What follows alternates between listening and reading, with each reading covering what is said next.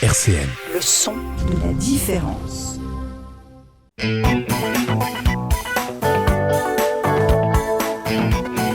On va pas se raconter d'histoire sur RCN, Philippe Rivet.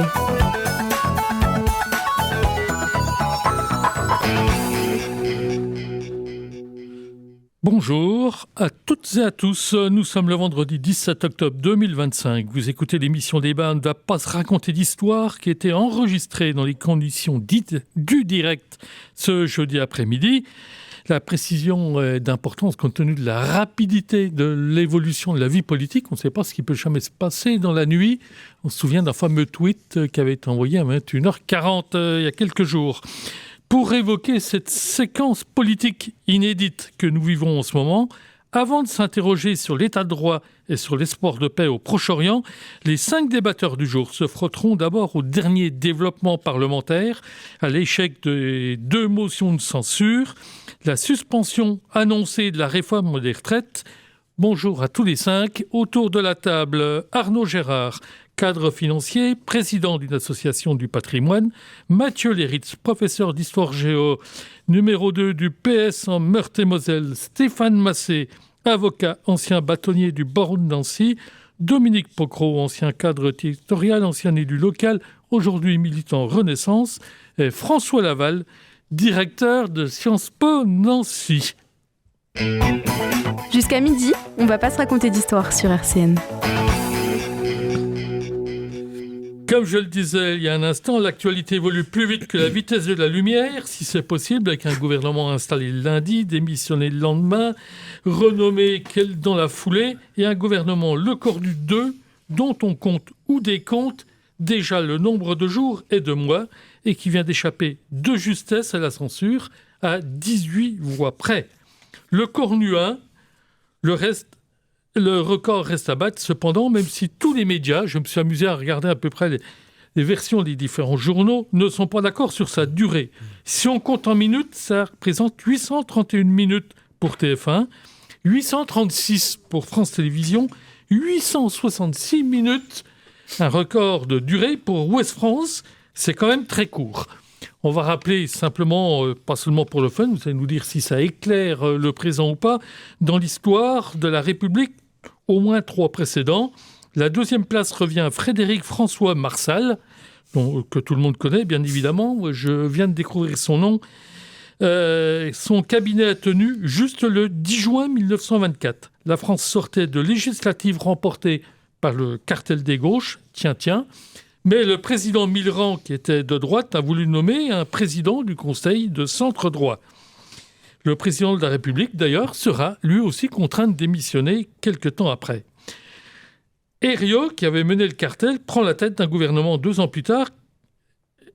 Et ce gouvernement ne durera que 2 jours, en pleine crise économique. Enfin, 3e exemple, Henri Queuille, en 1950, à la tête d'un gouvernement qui durera pas plus de 2 jours.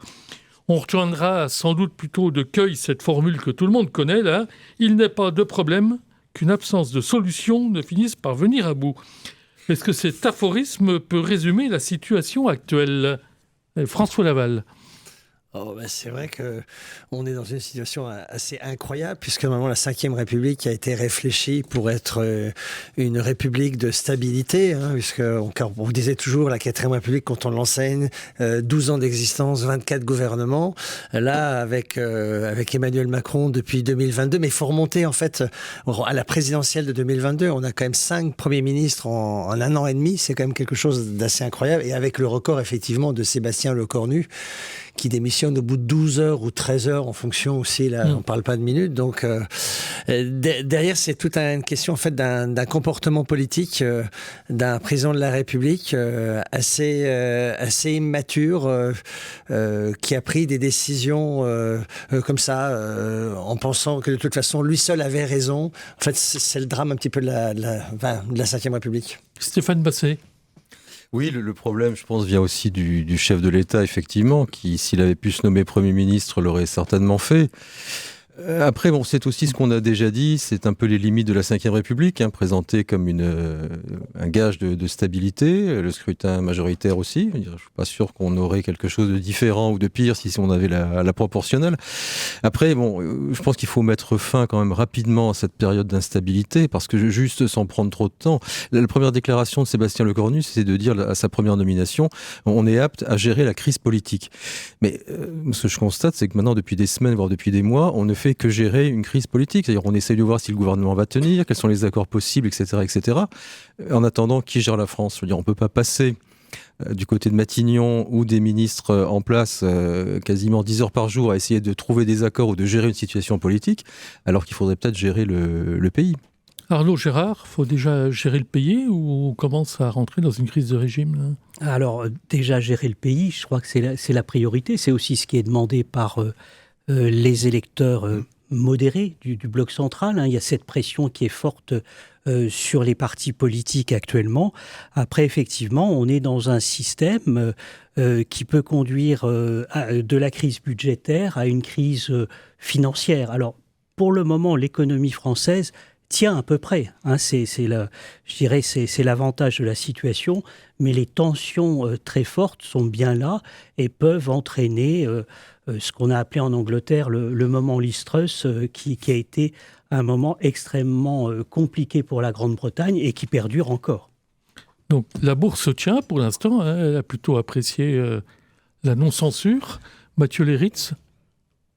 Je dirais que le pays tient aussi parce que les politiques passent, les services publics et la fonction publique demeurent. Je pense que, notamment dans le ministère de l'Éducation nationale, ce n'est pas 5 gouvernements, c'est 7 ministres depuis les élections présidentielles, ce qui montre bien à quel point l'éducation est une priorité pour ce président, qui est effectivement, mes collègues l'ont dit, largement responsable de ce qui se passe. Il considère qu'il ne peut pas se tromper. Et comme il a décidé que la droite était majoritaire, même si le vote des Français a dit le contraire, eh bien, il faut mener une politique conservatrice. Et reconnaissons à M. Lecornu, qui est un homme de droite, qui ne l'a jamais caché, mais que lui, au moins, a compris qu'il ne pouvait pas faire sans la gauche. Dominique Pocro ? Quelques observations, vous l'aurez bien compris. D'abord, on a là l'exemple type de la proportionnelle dont on ne parle plus, du résultat que ça pourrait donner, c'est-à-dire ingouvernable, absolument ingouvernable. Donc ça devrait servir de leçon pour le futur dans les réformes. Et puis, on s'aperçoit aussi que le renforcement du Parlement ne donne pas tout à fait le résultat escompté. Si on voulait renforcer le Parlement vis-à-vis des pouvoirs du président, on s'aperçoit que les partis sont à foutu capables de s'entendre pour avoir des compromis et pouvoir gouverner dans le sens de l'intérêt général. En ce moment, la seule chose qui les intéresse, c'est les élections présidentielles, qui sont certes la clé de voûte de nos institutions, mais il n'y a que ça qui compte. Qu'on ne vienne pas nous parler de l'intérêt du pays quand on alimente l'instabilité gouvernementale. Si on revient sur l'échec des 2 motions de censure, il y en aura sans doute d'autres probables, possibles durant les débats budgétaires. Il y avait 2 motions, une motion déposée par LFI, une par le Rassemblement national. Notre Axel LFI a été voté aussi par le Rassemblement national. On peut se demander si les extrêmes ne se rapprochent pas. 271 députés sur 577. Pour être précis, ça représente 47%. Donc il y a eu 18 petites voix qui ont manqué. On parlait de 25, ça c'est quand même très resserré quand même. Le Premier ministre Lecornu a dû sentir quand même un peu le vent du boulet. En revanche, la motion du RN a recueilli, en plus de son groupe, celle de sa mini-filiale, la l'UDR de Ciotti, et aussi de celle de 3 députés LR, mais pas les voix de LFI. Donc le PS, par conséquent, est devenu, c'est l'expression du constitutionnaliste Benjamin Morel, l'arbitre des élégances. Une situation quand même compliquée avec un Sénat qui est très à droite, piloté en sous-main par Bruno Retailleau, qui ne lâchera rien. On peut lui faire confiance. Le dialogue à peine amorcé, est-ce qu'il est voué à l'échec sous la pression des oppositions, des ingénieurs ou plutôt des bricoleurs du chaos, François Laval, là. Comment ça va se passer? Est-ce qu'on compte le gouvernement Le Cornu en jours? La situation est extrêmement complexe. C'est vrai que pour l'instant, le Parti socialiste apparaît comme le parti qui l'a emporté dans cette période. Le problème, c'est qu'il faut qu'il y ait un budget. La Constitution prévoit que les parlementaires ont 70 jours pour élaborer un budget, pour le voter. S'ils ne le votent pas, ce sera élaboré par ordonnance sur le budget qui avait été en fait élaboré par François Bayrou, qui avait été rejeté quand il a décidé de se suicider politiquement. Alors, est-ce que l'avantage de la France quand même par rapport aux États-Unis, c'est qu'on ne peut pas avoir ce qu'on appelle aux États-Unis un gouvernement shutdown, c'est-à-dire que tout ne va pas être bloqué. Simplement, on dit qu'en fait, il tient par l'accord du pendu, le Cornu, puisque le Parti socialiste peut à tout moment exiger que telle ou telle mesure soit prise en compte, et si elles ne sont pas prises en compte, automatiquement ça fragilisera, parce que, comme disait Dominique, tout le monde pense qu'il y a une chose, c'est l'élection présidentielle, en pensant que c'est l'élection magique. Une fois qu'on aura l'élection présidentielle, il y aura une élection législative derrière, on retournera avec une majorité stable. Mais ça pose la question, en fait... on parlait du président de la République, mais de savoir s'il faut faire 2 mandats. C'est toute la réflexion, puisqu'on a vu que dans l'histoire de la Ve République, le président donne tout ce qu'il a dans le premier mandat, et dans le deuxième mandat, il gère. On a vu avec François Mitterrand, son deuxième mandat a été catastrophique. Le deuxième mandat de Jacques Chirac n'a pas été très bon. On voit que là, Emmanuel Macron est aussi en situation très périlleuse. Mais je voudrais terminer.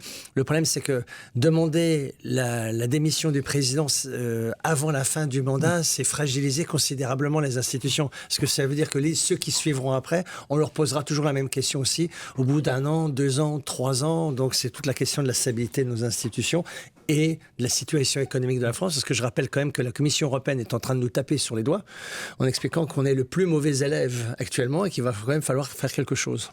Oui, ça on n'en reparle plus trop, mais depuis 48 heures, on a noté que la situation se compliquait. Il y a sans doute une victoire symbolique, puisque pour le Parti socialiste, puisque le Premier ministre a annoncé une suspension, il faut s'entendre sur le terme, déjà la réforme sur les retraites, mais c'est symbolique pour l'instant, parce que ça... Justement, est-ce qu'il n'y a pas là une volonté ou une erreur du gouvernement en disant finalement ça sera une loi, ce qui pouvait passer, mais finalement ça ne sera plus une loi, ce sera un amendement à la loi sur la sécurité sociale. Il faut voter la loi dans sa totalité, ce qui peut quand même contraindre les socialistes, sans doute, à réviser leur point de vue. Là. Oui, parce que juridiquement, ça avait été voté sur la base de l'article 47-1 de la Constitution par la loi de finances. Et toute la question, c'est de savoir, en plus, de dire qu'il n'utilisera plus le 49 alinéa 3, c'est quand même problématique pour le fonctionnement de nos institutions. Arnaud Gérard. On a... Pour le budget, on est véritablement dans un temps Macron, puisque le gouvernement actuel va faire du en même temps à gauche d'un côté et en même temps à droite. Donc c'est vrai que sur les questions de la fiscalité, par exemple, qui sont des questions très importantes, on oublie toujours que les taxations annoncées, ça représente aussi un changement de base pour les entrepreneurs, pour l'ensemble des investisseurs. Donc tous ces éléments-là sont en train de se mettre en place et sans doute ça va arriver à une implosion d'une certaine façon du bloc central si on continue dans cette direction. Je crois que la route est très étroite et pour le moment on ne voit pas véritablement l'issue. Dominique Pocro, là on se rapproche du ravin. Là. Non, je voulais revenir 2 secondes sur ce que disait François Laval. C'est vrai que les deuxièmes septennats, c'était des septennats, pas des quinquennats, quand on parle de 2 mandats successifs. Si Jacques Chirac, c'était un quinquennat. Mais le premier était un septennat. Oui, mais le deuxième un quinquennat. Et dans des conditions particulières. C'est pas tout à fait la même chose quand on a la durée. D'ailleurs, Hollande s'en souvient, lui qui n'a pas eu la durée, il n'a pas pu se représenter. Donc voilà, il faut relativiser un tout petit peu le propos par rapport à 2 mandats. Je pense qu'on a eu raison d'avoir 2 mandats, pour vous dire le contraire. Maintenant, pour revenir effectivement à la situation, quand on écoute les commentateurs, c'est dramatique pour les minutes qui passent, avec les taux d'intérêt qui augmentent, la bourse qui ne remplit plus tout à fait son rôle, on voit bien les atteintes à l'économie, et puis la Commission européenne parle dessus, franchement, et c'est là où je dis tout à l'heure que les partis politiques de gouvernement, de droite comme de gauche, sont irresponsables en la circonstance. Mais là, le fait, par exemple, de proposer un amendement et non plus une loi, même si techniquement c'est compliqué, je crois que personne n'a la bonne réponse là-dessus, est-ce que ça ne va pas tuer le débat tout de suite, Mathieu Léritz ? Moi, j'en sais rien. Ce que je sais, c'est que le Parti socialiste ne présente pas ce qui s'est passé, donc l'absence de censure du gouvernement, dans la mesure où ce gouvernement accepte de revenir sur la réforme des retraites, sous une forme ou sous une autre. Nous ne le présentons pas comme une victoire pour le Parti socialiste, mais pour les 3 500 000 salariés qui sont concernés par le gel de cette contre-réforme. Qui n'est pas gelé pour l'instant, là. Mais qui va l'être, faute de quoi le gouvernement sera censuré de toute façon. Le Parti socialiste l'a dit, l'a redit, et nous le ferons. Et d'ailleurs, on le fera peut-être pour d'autres raisons, dans la mesure où si vous regardez le reste du projet de budget, c'est un projet de budget de droite dur, avec des régressions sociales extrêmement importantes et une absence de fiscalisation des plus hautes fortunes de ce pays, en tout cas une absence de fiscalisation à la hauteur des nécessités et de la justice sociale. Donc il n'y a pas de victoire pour le Parti socialiste. Il y a un premier recul de l'obstination du président Macron à faire travailler les Françaises et les Français beaucoup plus tard qu'ils ne le devraient en toute justice. Donc en aucun cas, c'est une victoire pour le Parti socialiste, mais c'en est une pour les salariés que nous défendons. Il me semble avoir entendu quand même que Sébastien Lecornu a fait une ouverture sur la taxation des plus riches. Une ouverture, mais nous, ce que nous demandons, c'est clairement la taxe Zuckman.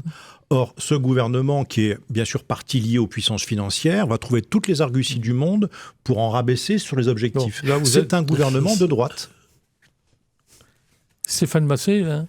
On a une situation qui est très difficile à gérer et on sent que pour des raisons électoralistes aussi, il faut tenir pour avoir un budget. Alors on va essayer de ne pas aller trop loin, d'aller dans un sens, pas trop dans l'autre, de faire effectivement peut-être un peu de en même temps. Mais c'est pas ce qu'il nous faut, je pense, pour sortir de la situation de crise dans laquelle on se trouve actuellement. Marine Tondelier, pour laquelle j'ai pas une affection particulière, mais elle disait à la sortie de la réunion... La secrétaire générale des Verts, oui, des écologistes. Europe Écologie Les Verts, à la sortie de la réunion avec le président de la République, puisqu'il les avait convoqués à 2h du matin, disait c'est lunaire cet entretien et tout ça va mal finir. Effectivement, je pense que ça va mal finir à un moment ou à un autre, parce qu'il y aura forcément un sujet qui va... Enfin, on peut pas essayer de tenir comme ça. Alors, pour avoir un budget, oui. Mais après, on fait quoi ? Quelles sont les grandes réformes ? Quels sont les grands projets ? On est dans une situation un peu d'attente parce que tout le monde sait bien que, au moindre problème, la situation est explosive. Je veux dire, Mathilde Panot disait, bon, allez, il faut aller dans la rue, il faut que ça soit le peuple qui prenne ça en main. On voit un peu les dérives vers lesquelles on peut aboutir. Et puis, il y a cette pression électorale, parce que, juste un mot, Boris Vallaud, je crois, dont tout le monde a reconnu qu'il avait fait un excellent discours à l'Assemblée nationale. Les sondages, les projections sont difficiles actuellement au niveau national. Mais si on fait un sondage local, dans sa circonscription, le dernier sondage qui est paru à 48 heures, je crois, il perd son siège. Il est battu à 54 ou 55% par le Rassemblement national. Donc il y a aussi ces éléments-là qui sont pris en compte. Donc justement, on sent bien la fragilité de la situation. On commence 48 heures après le discours de politique générale du Premier ministre, sentir qu'on s'avance sans doute vers des motions de censure, donc vers une dissolution possible, probable, voire à moins qu'on tienne jusqu'au mois de janvier. Mais auquel cas, j'ai cru comprendre ce jeudi qu'il y avait un certain nombre de grands maires, enfin des maires de grandes villes, qui soient LR ou qui soient PS, qui ne souhaitent pas avoir des législatives à la veille des municipales pour éviter de nationaliser le scrutin. Donc, s'ils ne souhaitent pas de dissolution, s'il n'y a pas de débat à l'Assemblée, on fait quoi ? Qu'est-ce qui est encore possible constitutionnellement, là, François Laval ? Là, on est dans une situation de ce qu'on appelle la grève des ministères. Tout est bloqué. En fait, l'idée, c'est de pousser le président de la République à démissionner parce qu'il ne peut pas être destitué. L'article 68 ne peut pas être utilisé. Déjà, il n'y a pas le motif. C'est pas parce qu'il n'a pas permis à la gauche, qui n'était pas majoritaire, qui avait une majorité relative, mais comme il n'y avait pas de coalition. Le problème, c'est qu'il n'y a pas, on a des majorités d'opposition, on n'a pas des majorités, en fait, de gouvernement. Et c'est ça le véritable problème. Donc, Nous, à Sciences Po, on est centre d'élection. On nous a prévenus, on nous a demandé de nous préparer le 16 et 23 novembre à accueillir des élections. Donc ça veut dire que à un moment, on sent bien que c'est bloqué. La censure peut arriver à tout moment sur n'importe quelle parole, sur n'importe quel geste. Donc je pense que malheureusement, on est obligé de redonner la parole au peuple. Malheureusement, parce que derrière... ça va y avoir une tension énorme. Et puis, il faut, par rapport au budget, par rapport à nos obligations au niveau européen, ça va poser des problèmes. Et puis, les sondages montrent que le Rassemblement national pourrait approcher de la majorité absolue, mais il n'aurait pas la majorité absolue. Et donc, si on se retrouve avec une assemblée où il n'y a pas de majorité absolue, on se retrouve dans la même situation. Mathieu Léritz. Je rappelle simplement, je reconnais dans ce qui vient d'être dit, mais je rappelle quand même qu'il y a une formule qui n'a pas été... tenté, de par l'obstination de ce président, par l'immaturité de ce président, c'est la possibilité, comme ça avait été le cas en 1988, de confier le gouvernement à la gauche. Alors vous dites qu'il n'y avait pas de majorité de gouvernement. Il y avait une majorité relative en 88. Mais il n'y avait pas de majorité, il aurait fallu une coalition. Mais la proposition n'a pas été faite. Ce que voulait Olivier Faure, il y a encore quelques jours, c'était que la gauche entre au gouvernement avec la possibilité, comme en 88, de négocier avec une partie du bloc central des réformes modérément progressistes ou progressistes modérées, comme vous voulez, mais qui permettent de dégager une majorité. Par obstination, par attachement à ces réformes en faveur des plus privilégiés, le président Macron ne l'a pas voulu. Mais cette hypothèse, elle reste sur la table. Alors on pourra me dire, LFI n'en veut pas. Mais regardons. Tentons l'expérience. Comment justifier qu'un président refuse d'accepter le verdict des urnes ? Nous, on ne demande pas sa démission. Je ne suis pas sûr que le PS a encore grand-chose à attendre de LFI. Là.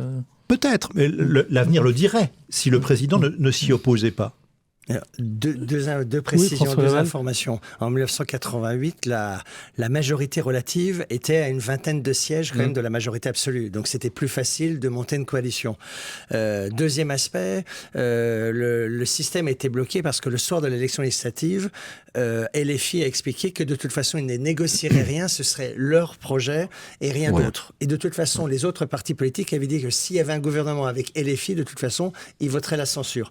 Et il arrive des pays où le parti qui est arrivé en tête n'a pas le pouvoir. Prenons l'exemple de la Pologne, le parti Droit et Justice donc du président Kaczynski est arrivé en tête des élections législatives lors des dernières élections polonaises, mais n'a pas le pouvoir parce que 3 partis ont réussi à assurer une coalition pour permettre à Donald Tusk d'être d'être Premier ministre polonais. Donc après, en fait, il n'y a pas la culture de la coalition en France. Et la grande erreur d'Emmanuel Macron en 2022, c'est en regardant les chiffres de ne pas en fait ouvrir en disant je vais faire une coalition, peut-être avec LR ou voilà, je vais avoir une majorité absolue. Il a dit la Constitution me permet de fonctionner en majorité relative. Sauf que là, le bloc central était quand même assez faible par rapport à la situation de 1988. Justement, vous venez d'évoquer LR maintenant. LR, est-ce que ça existe encore ? Est-ce que c'est pas en train d'imploser ? Et d'un côté, j'allais dire, le clan Wauquiez, de l'autre côté, le clan Retailleau. On note d'ailleurs que malgré l'interdiction de Retailleau, il y a quand même 6 ministres LR qui ont été démis de leurs fonctions, mais pas encore exclus, pour l'instant, de LR. Là. Est-ce qu'il n'y a pas un glissement avec le soutien, en plus, la décision de Bruno Retailleau de soutenir un candidat allié au Rassemblement national dans le Tarn-et-Garonne en appelant à voter contre la gauche ? Il y a, je dirais, les conséquences de Le Cornu 1 vont être durables. Hein. On a vraiment un fractionnement du bloc central et des alliés républicains. On peut imaginer néanmoins la force quand même du groupe au Sénat, qui est opposé au gouvernement actuel, mais qui n'a pas la possibilité de changer les choses. Donc on va vivre comme ça. Il est vraisemblable qu'à un moment ou à un autre, LR, du fait de ces divisions internes, disparaissent ou éclatent. Hein. Je ne sais pas si c'est une certitude, mais en tous les cas, on y va. Stéphane Massé, Oui, je pense que est-ce qu'on va vers une union des droites, là, c'est la question qui est posée. On y va tout doucement, mais on y va, oui, effectivement. C'est comme dans d'autres pays européens d'ailleurs. Hein. L'Italie ça est souvent semble citée en modèle là, pour... Oui, modèle éventuellement. Oui, enfin, je mets des gros guillemets, mais pas étonnant. Mais ça semble inéluctable, oui. Des disparitions des LR, oui. Mais ils font tout actuellement pour que ça se produise. Il y a ce combat de deux chefs entre Wauquiez et Retailleau qui prime. Voilà, c'est leur intérêt personnel à chacun avant l'intérêt de leur parti et de leurs électeurs.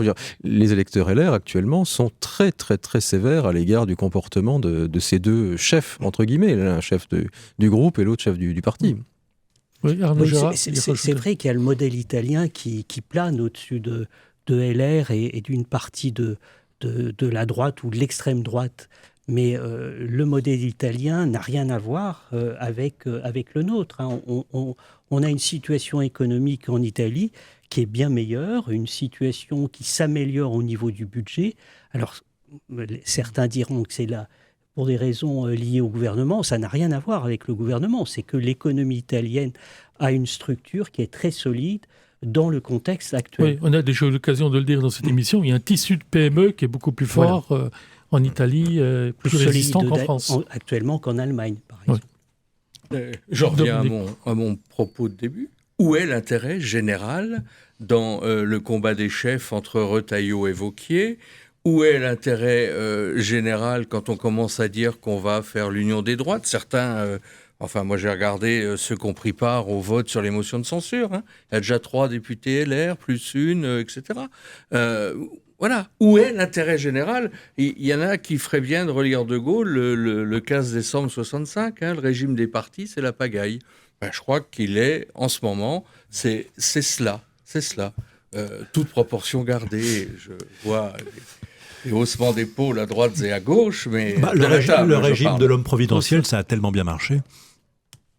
Bon, on va rester sur ces mots parce qu'on est tous... perplexe et interrogatif sur la suite. Il exagère quand même, parce qu'en fait, c'est la culture politique française d'avoir effectivement un chef, un monarque, alors qui s'appelle président, qui s'appelle empereur. Un monarque républicain. Et les partis politiques, en fait, les partis politiques, ce sont des écuries pour permettre à l'homme politique de gagner les élections. Oui. Même le Parti socialiste a été créé en 1971 à Épinay, au congrès d'Épinay, pour permettre à François Mitterrand de rassembler la gauche non communiste pour gagner l'élection présidentielle de 74, il l'a raté en 74, il a réussi en 1980, et tout le monde crée son parti politique.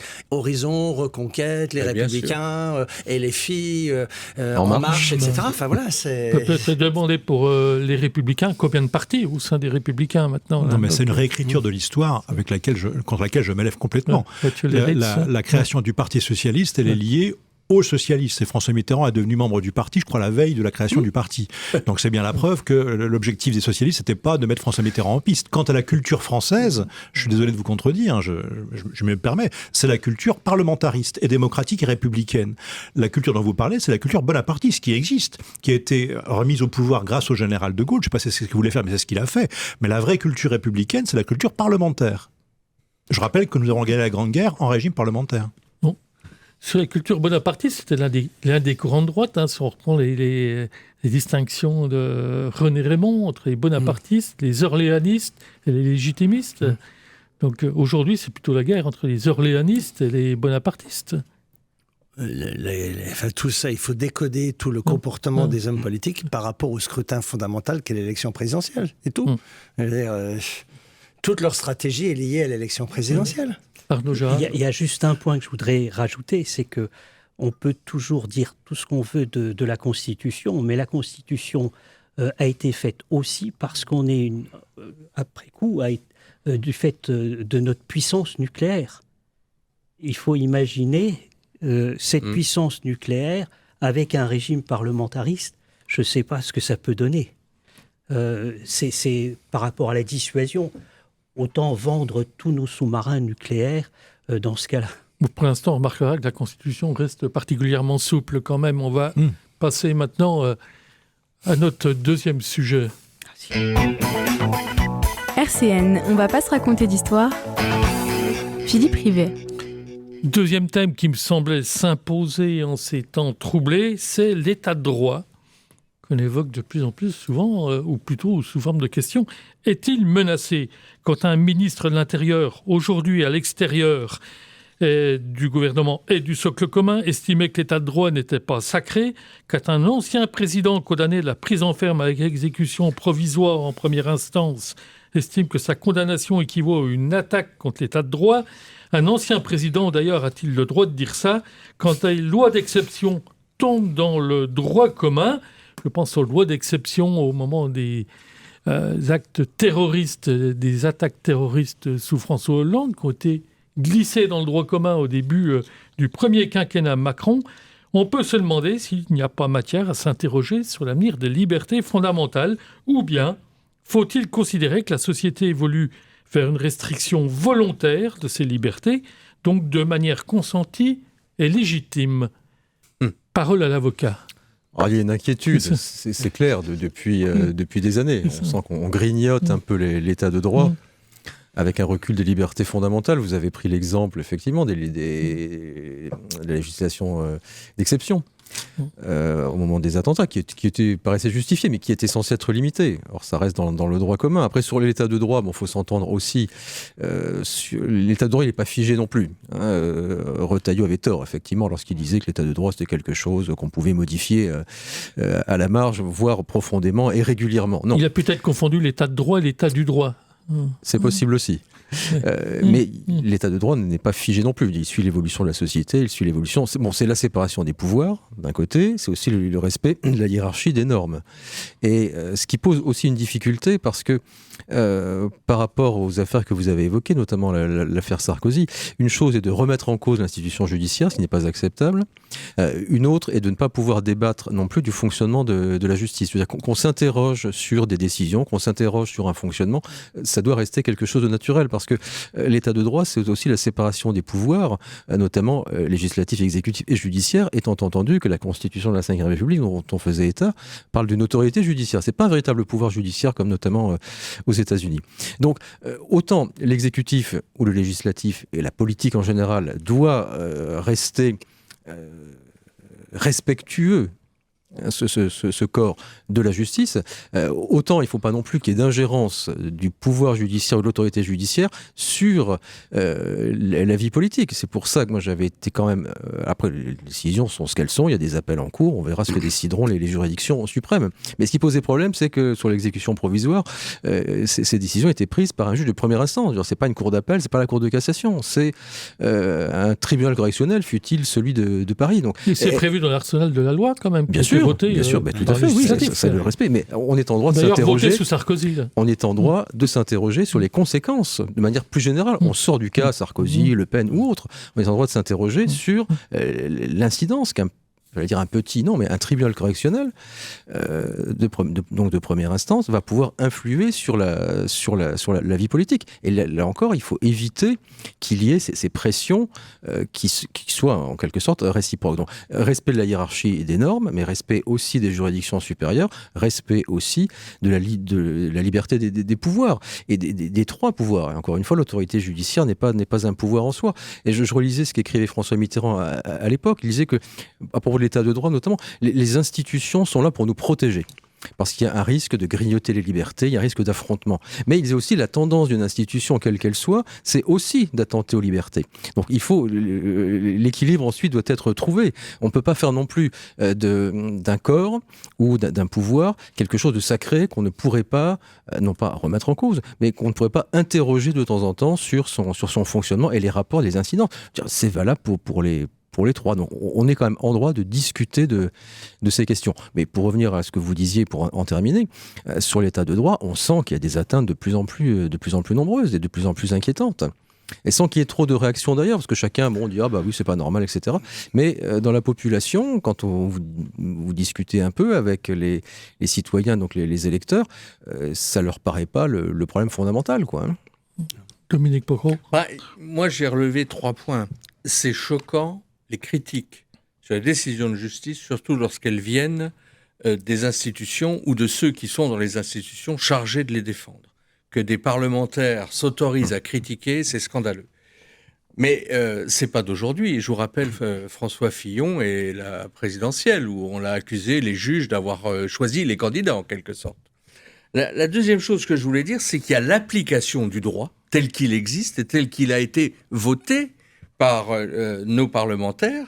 Et puis, il y a l'évolution du droit, tel que le vient de rappeler Stéphane Massé, où effectivement, on doit pouvoir, à l'aune d'un texte dont on s'aperçoit qu'il ne répond peut-être pas parfaitement aux situations pour lesquelles il avait été créé, on doit pouvoir en rediscuter. Mais en tout cas, pas partir sur des cas et se permettre une critique, alors qu'on sait bien que la plupart de nos concitoyens ne dominent pas le droit, moi le premier sans doute, ne dominent pas le droit comme des spécialistes, des juristes, et on tombe très vite dans un populisme de très mauvais aloi et qui, pour l'avenir, est inquiétant, pour l'avenir de l'état de droit est inquiétant. Mathieu Léritz. Oui, enfin, ce qui m'inquiète aussi, c'est l'état du droit, parce que, enfin, dans le domaine social, par exemple, je constate, en tant que militant, les restrictions de plus en plus nombreuses dans la liberté de manifester, par exemple, dans la liberté de s'exprimer dans certains lieux. Et ça, on reste dans l'état de droit, mais c'est le droit qui a changé. Et c'est une évolution qui m'inquiète. Vous avez, Philippe, parlé du contexte terroriste, qui explique beaucoup de choses, effectivement. Mais le terrorisme, je trouve, a bon dos, parfois, pour flatter un peu une certaine inquiétude populaire, et sans savoir exactement où on va. Et le résultat, c'est quand même une restriction, effectivement, des libertés qui est inquiétante. Alors, on reste dans l'état de droit. Moi, je ne suis pas tellement inquiet là-dessus. Mais, encore une fois, c'est l'arsenal législatif qui m'inquiète de plus en plus. Arnaud Gérard. Alors, je rejoins ce qui a été dit, avec un bémol quand même sur le terrorisme, parce que à partir de ce moment-là, on ouvre aussi la voie à tout ce qui est association mafieuse, cyberattaques, tous ces organismes, toutes ces organisations qui attaquent aussi nos démocraties, nos libertés, que ce soit individuelles ou collectives, et notre fonctionnement. Et je rappelle aussi que le Conseil de l'Europe inclut ces éléments-là par rapport à l'état de droit. On a aussi à réagir par rapport à ces attaques, je dirais, hybrides contre l'état de droit. Enfin, c'est vrai qu'on a cette évolution multiple. Encore une fois, je trouve que la comparaison avec le terrorisme, c'est quand même quelque chose qui est un choc sur une démocratie, et il faut savoir réagir. On n'est pas dans un monde de bisounours. On est face à la contrainte. Donc il y a tous ces éléments qui sont effectivement très importants au niveau du droit et du respect du droit, mais aussi de cette évolution environnante. François Laval, là, comment vous dites ça? On a parlé en fait de la critique de l'exécution provisoire. C'est parce que ça a touché des politiques. Personne ne critique l'exécution provisoire quand ce sont des trafiquants de drogue, des criminels qui sont immédiatement emprisonnés, même s'ils font appel. Donc alors c'est toute la question de savoir, est-ce qu'il faut une justice d'exception pour les politiques? Je pense pas, c'est à rebours, puisque depuis 30 ans on va dans le sens inverse, puisqu'il y a même la question de supprimer la Cour de justice de la République pour les ministres. Et alors, état de droit, on dit que c'est l'évolution de la mentalité. Il suffit de relire le baromètre de la confiance des Français en la politique, édité par le Cevipof tous les ans, et on constate que pratiquement 8 Français sur 10 demandent à avoir un homme fort à la tête de l'État. Et même 48% demandent à ce que ne serait pas gêné qu'il ne s'appuie pas sur le peuple ou sur le Parlement. Parce qu'on est dans une situation effectivement de tension, de peur, où quand on fait la comparaison de nos démocraties européennes qui sont en crise, mais toutes les démocraties sont en crise, le Japon, quand on regarde effectivement l'Europe par rapport aux États-Unis avec Donald Trump, Vladimir Poutine en Russie, Erdogan en Turquie, c'est de dire, là au moins il y a des décisions qui sont prises et qui s'appliquent. Et vous parliez de Mitterrand tout à l'heure. Mitterrand, François Mitterrand, lors de son dernier Conseil des ministres en 1995, il a eu cette phrase en disant « Méfiez-vous des juges, ils ont tué la monarchie, ils tueront la République ». Et c'était quand même de la part d'un président qui, normalement, article 64, est garant de l'indépendance de la justice. Donc on a toujours cette question, en fait, comme disait Montesquieu, toute personne qui a du pouvoir est portée en abusé, il va jusqu'à qu'il trouve ses limites. Donc quelles sont les limites? Quelles sont les limites? Et voilà. Et donc chacun va essayer, en fait, d'attirer les limites vers lui. Juste une précision par rapport à ce que disait François Laval sur l'exécution provisoire. Effectivement, le trafiquant de drogue qui passe en comparution immédiate, lui, on va lui appliquer le mandat de dépôt. Mais il faut préciser aussi que ça concerne les garanties de représentation. On va dire, si on l'incarcère immédiatement, même s'il fait appel, s'il y a exécution provisoire, c'est parce qu'il n'a pas de domicile, parce qu'il risque de réitérer l'infraction, parce qu'il a déjà X condamnations à son casier judiciaire. Voilà, c'est aussi pour ça. C'est ça aussi l'exécution provisoire, c'est de garantir aussi la mise à disposition par rapport à la procédure d'appel. Il faut rappeler... Ce qui n'était pas tout à fait le cas pour Nicolas Sarkozy. Il faut quand même le reconnaître. Il faut rappeler qu'on a le droit de critiquer une décision de justice sans remettre en cause l'institution. Mais dans l'affaire de Nicolas Sarkozy, c'est pas le président qui a été condamné, puisque il est protégé par la Constitution. Donc c'est le candidat à l'élection présidentielle, et c'est une succession quand même d'affaires.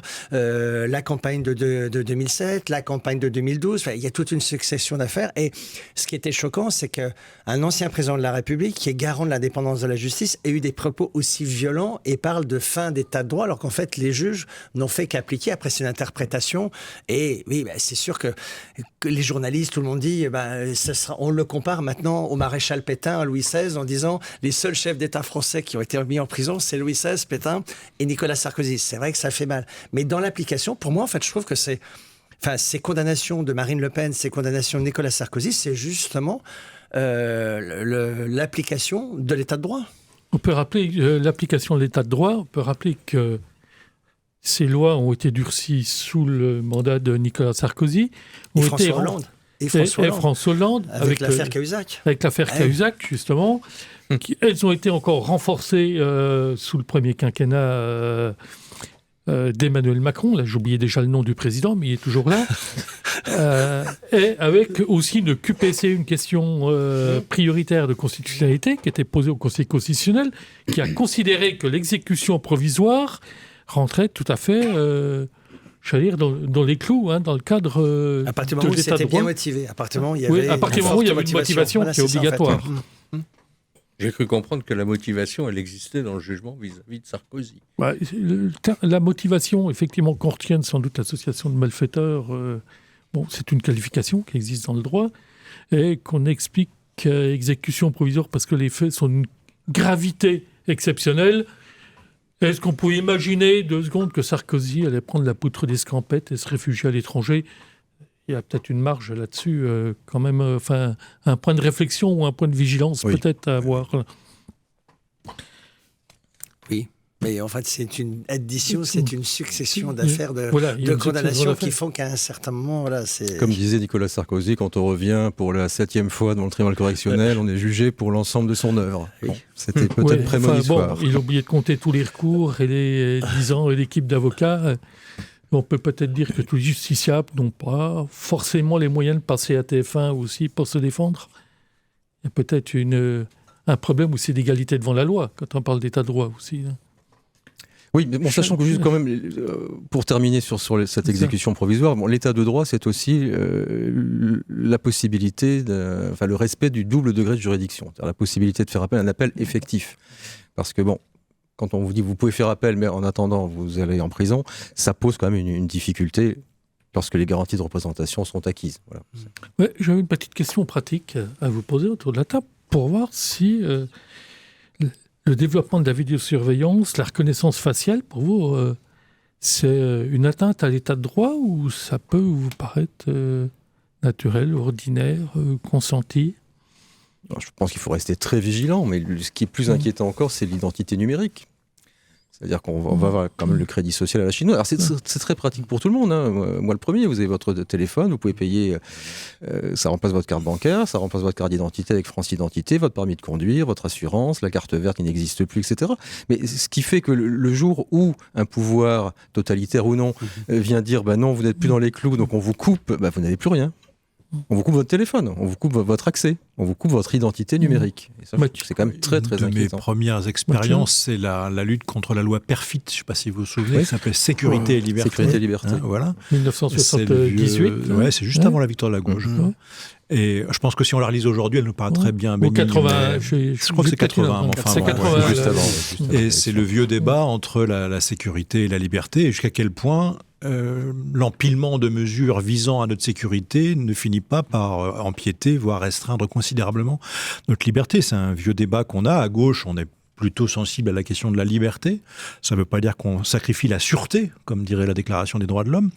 Et on pense effectivement, comme vous l'avez dit Stéphane Massé, qu'un pouvoir malveillant, doté de grands pouvoirs sécuritaires, eh bien, on voit bien quel usage pourra en être fait. Et dans la situation actuelle du pays, je crains fort que ce ne soit pas uniquement une hypothèse.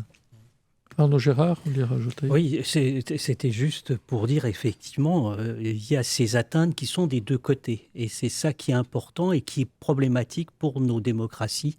C'est ce respect, je dirais, du droit, la liberté pour les citoyens honnêtes, comme on dit, et aussi la surveillance et la sécurité par rapport à l'extérieur au sens large. Ouais. Dominique Pocron, un dernier mot là, avant qu'on passe au troisième thème, parce que je crois qu'il nous reste 17 minutes. Là. C'est le débat qu'ont certains maires par rapport à la vidéosurveillance dans leur commune, tout bêtement. On va passer au troisième thème après le jingle. On va pas se raconter d'histoire sur RCN. Et maintenant, la paix à Gaza avec un gros point d'interrogation, même plusieurs points d'interrogation. La libération des derniers otages israéliens, otages vivants, obtenus grâce à Trump, qui s'en glorifie d'ailleurs, mais peut-être qu'il n'est pas le seul. Hein. Je pense que les pays arabes ont dû lui donner un bon coup de main aussi. Un vent de paix peut-il souffler sur Gaza ? La remise des corps des otages décédés reste plutôt problématique, on va même dire chaotique. On sent bien que le Hamas conserve une petite armée, certes réduite, mais démonstrative. Hein, on l'a vu avec les règlements de compte qui rappellent l'épuration, la libération chez nous en 1945. Mais en même temps, on peut se demander aussi si le fait de maintenir encore un semblant de Hamas, ça ne peut pas faire l'affaire de Netanyahou, où les pressions vont-elles s'accentuer tant sur Israël que sur le Hamas, alors que la colonisation s'amplifie dans les territoires occupés, en Cisjordanie, dont on parle peu. Est-ce qu'un État palestinien, qui était reconnu avec un discours, quand même assez brillant du président de la République à l'ONU, va-t-il voir le jour quand on sait que les Israéliens refusent de libérer Marwan Barghouti, qui est présenté comme le Mandela palestinien ? Arnaud Gérard. Sur Gaza, effectivement, c'est difficile d'avoir une réponse certaine sur le sujet. Ce que l'on peut dire à court terme, c'est que c'est clairement la victoire de la puissance israélienne, mais aussi et surtout de la puissance américaine.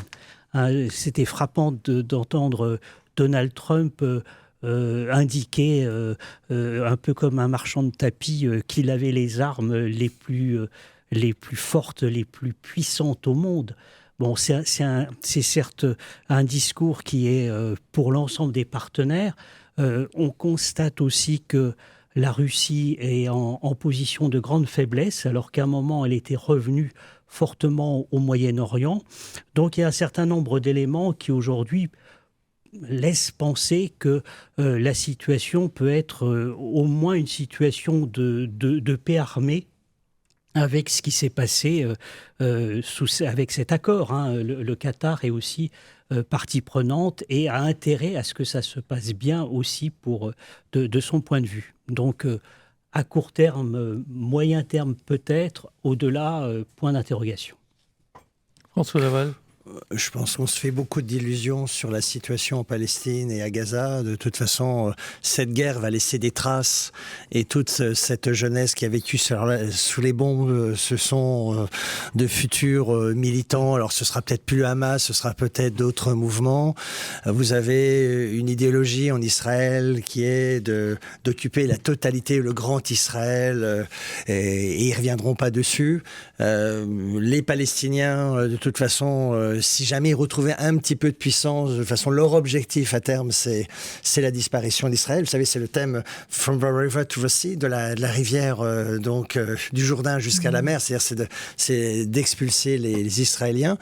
De toute façon, la puissance militaire est effectivement du côté israélien, mais je crois qu'il ne faut pas que ça cache aussi toute la géopolitique mondiale, parce que Arnaud, tu disais la faiblesse de la Russie, peut-être sur ce champ moyen-oriental, mais ils sont très présents en Afrique, ils sont très présents en Asie avec la Chine. Enfin, je veux dire, c'est une démonstration de force de Donald Trump, mais je pense que c'est un peu en trompe-l'œil.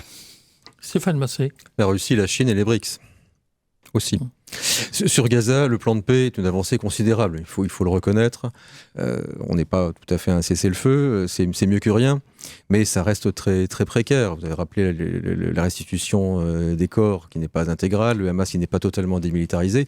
Gaza est une ruine, on a à peu près, dans les études qui ont été faites, une reconstruction sur 15 ans avec 45 milliards.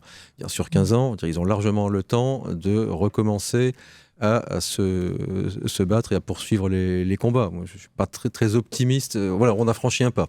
Mais... Dominique Poquot. C'est une forme de paix armée temporaire, quoi. Trump, on oublie de le rappeler, visait le prix Nobel de la paix. Donc ça lui a échappé, donc il va peut-être aussi se désintéresser maintenant d'Israël. Il a essayé de faire un coup. Moi, ce que je regrette, c'est que dans l'affaire, effectivement, ça vient d'être dit, il y a le grand Israël avec une certaine classe politique israélienne qui ne jure que par le grand Israël, et puis de l'autre côté, certains Palestiniens, dont le Hamas, qui ne jurent que par leur présence sans les Juifs, sans les Hébreux en Israël. Donc, tant qu'on n'aura pas réglé ce problème, on aura des moments où ce sera plus ou moins vif, mais où ce sera la guerre, où ce sera la paix armée, mais et puis en plus, on ne parle pas de l'autorité palestinienne qui, à mon sens, est corrompue jusqu'à la moelle.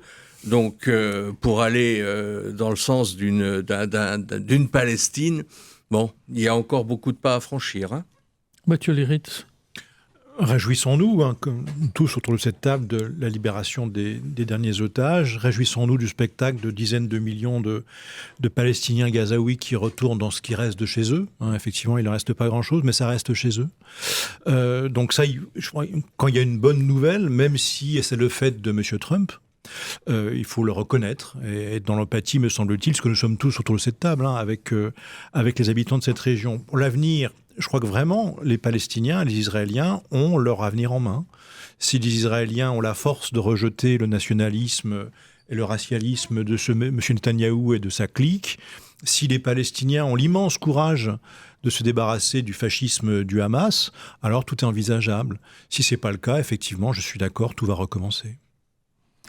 Bon, on a eu les accords d'Oslo qui ont soulevé un immense espoir, mais les accords d'Oslo semblent bien enterrés aujourd'hui. Avec un Premier ministre, Yitzhak Rabin, qui a été assassiné par un juif, quand même. Donc, pour montrer que c'est insoluble depuis que Thomas Herzl a décidé qu'il fallait revenir vers la terre, version et tout ça, et que il y a des populations qui vivaient sur ce territoire et qui n'ont jamais accepté. On a forcé, et les Britanniques, et après la Seconde Guerre mondiale, et tout le positionnement de l'Allemagne par rapport aux autres pays, par rapport à sa tâche historique à l'égard des Juifs. Et donc, c'est extrêmement compliqué. On sent que l'Allemagne est en train de nuancer un peu sa position, voilà, timidement. En sachant que quand même, Israël, c'est quand même la seule démocratie dans le secteur. Voilà. Et que si Trump a bougé, derrière, il y a une affaire de business. Netanyahou est allé beaucoup trop loin en allant bombarder le Qatar. Et là, ça, c'était pas possible, quoi.